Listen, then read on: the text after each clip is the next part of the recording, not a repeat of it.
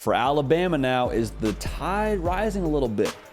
Are all the problems fixed after a 24-10 win over Ole Miss in Bryant-Denny Stadium? I don't know if we want to say that, but you survive another week with college football playoff aspirations intact and another chance to figure it out some more. And also, you had a really impressive second half response from this Alabama Crimson Tide football team. So we're going to break it down right here. But before we do that, make sure you're locked in here. We want y'all a part of this. We want y'all to subscribe because we talk college football and only college football every single day. Alabama Crimson Tide fans, we've had a lot of y'all join the party recently. Met a lot of y'all when we were in Tuscaloosa not that long ago. Make sure you're dialed in here. We want y'all a part of this. Hit that subscribe button for me. So thank you in advance for that. Now, yesterday, found a way to win a football game, right? No such thing as a bad win in college football. We say that a lot in here on Sunday mornings because it is 100% true. The other thing that's 100% true for Alabama, what we saw yesterday against Ole Miss, only week 4, I really believe that Alabama is not a finished product. But even so, found a way to beat a ranked football team, get an SEC West win, and keep this thing rolling. And I think we saw a little bit more of an identity from this team yesterday, especially in that second half. Kind of up against the ropes a little bit. Got to find a way to respond in the second half and then push things forward. And, I mean, to this offensive line's credit, they looked how I think they're going to need to look the rest of the season in the way that they played and forced the issue in the second half. Jason McClellan, I thought, looked really good. And Jalen Milroe now had that one interception that was a little bit ugly. But even so, man, the stat line, 17 for 21, 225 yards, a touchdown. And I loved so much the idea in which they tried to manage him. You saw more quarterback design runs. You saw more quick game that he looked comfortable with. So have we arrived yet in the Jalen Milroe experience to where it's just, all right, cut this thing on and just have it on autopilot and let Jalen Milroe work this game plan that we know he's comfortable in 100%? I don't know if you're there yet, but I do think what you saw yesterday is, at the very least, a lot of affirmation that you have the right guy playing quarterback now. We kind of thought that during the USF game. Was surprising we didn't see him. Now in this game, it's like, okay, yep, you got your guy. Let's roll. Let's build around him. And I think the offense was a little bit more built to his skill set in this game. And I think the final score indicates that.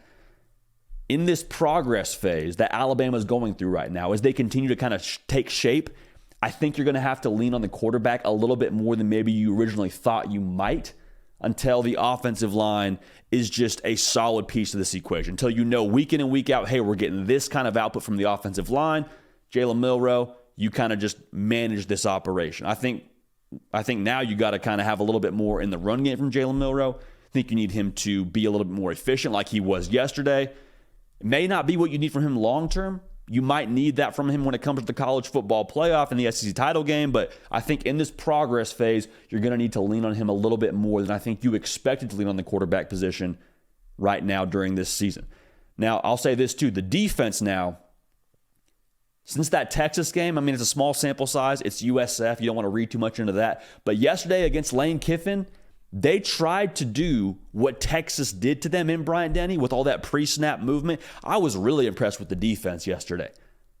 I mean, held the best back in the SEC in Quinshon Judkins to 56 yards rushing.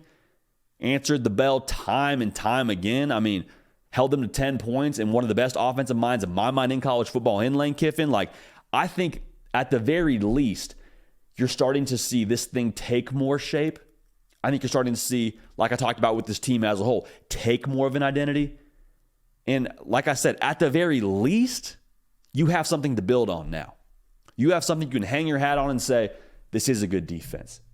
This is a good football team. Hey, remember what we did in Bryant-Denny Stadium against Quinshon Judkins, against that offensive attack from Lane Kiffin? Like, now there's something that you can hang your hat on and point to and fuel with some self-belief. And that was, I think, one of the biggest things from yesterday's win for Alabama. I think outside of the on-field product, the thing that may actually be a little bit overlooked is the psyche of this Alabama football team. And it is not easy to wear that uniform and to have that number on the side of your helmet and to represent the script A, man. I mean, the standard is impossibly high in Tuscaloosa. If you don't win the SEC, if you don't win a national title, it's a failure of a season. It is, and that's why you go to Tuscaloosa. That's why you go play for Nick Saban, to compete for things like that and ultimately reap the benefits of being an NFL football player and a pretty high draft pick. But like, the standard is so high, this still creates a lot of pressure on these guys. I say these guys, these kids, 18 to 22-year-olds. The standard is incredibly high, and I would have to imagine that takes a little bit of an acclimation period if you're within Alabama's football program and playing for Nick Saban and playing to those standards. And so to get a win like this against, again, a good football team in Ole Miss, this is a good win, make no mistake about it. I think that's going to fuel them going forward, and I wonder if maybe there isn't a little bit of validation for this football team that, hey, okay, yeah, we might have stumbled against Texas, another good football team against Texas. Yeah, we didn't look great against USF. Had the players only meeting. Okay, let's get this thing corrected. But now we're back on track. Are we where we want to be yet as a team? Absolutely not. Make no mistake about it. They are not satisfied at all today in Tuscaloosa, Alabama when they watch that film. When Nick Saban sits down with the quarterbacks and has his Sunday meeting with them, I promise you, there's a lot to clean up. But to the exact same extent, man, like you have to feel a little bit like, all right, I think we've got what it takes. And you can think that, but to actually do it and to see it on tape and to be able to have this tangible thing to look at and to prove back to yourself that, hey, no, this is a good football team. I think that's going to do a lot for them the rest of the way, and it could be that fuel. Now, here's my question. Is it fuel, or is this kind of the thing for Alabama where now you feel a little bit like, oh, okay, yes, finally, okay, we're good. Yes, we're good. We had some self-doubt. We had some questioning for ourselves. But now, since we beat Ole Miss, now since we feel good about ourselves, we can kind of just take our foot off the gas a little bit and feel good about where we stand in the SEC. Okay, yeah, we lost to Texas, but hey, you saw us against Ole Miss. Yeah, we are still Alabama. Yeah, we are. Okay. Like, is it that, or is it the, whoa, okay, now we see what we can do when we bring our best to the table? But that's nowhere near our best when what it's going to be in November when we play the Tennessee and when we, I guess not November when you play Tennessee, but you hear what I'm saying. When you play teams like Tennessee in October and you play more meaningful games in November that are going to impact your SEC title chances, when the stakes are a little bit higher, when it's kind of getting down to the wire there for that SEC standings. Curious to see how they respond. So the margin for error with Alabama's play style offensively, I think it mirrors where they're at right now when it comes to the rest of their schedule. They have a gauntlet in front of them still in the SEC. They cannot afford to lose another game. Otherwise, their college football playoff hopes are out the window. Can't lose a game in the SEC just because you don't want to, but if you were to lose a game in the SEC, it doesn't throw your chances for Atlanta out the window. But again, the standard is way up here. College football playoff, SEC title, national title. To win a national title, they cannot lose another football game. There's a lot of people going into this game questioning Alabama. A lot of people going into this game picking Ole Miss. We did not take part in that. We had questions around Alabama. We did not pick against Alabama in this game. Again, until I see a 2-loss Alabama, until I see a lifeless Alabama football team with no chance to make the college football playoff, I will not believe that they are done. So is it a finished product? Of course not. The good news is week 4 of the season.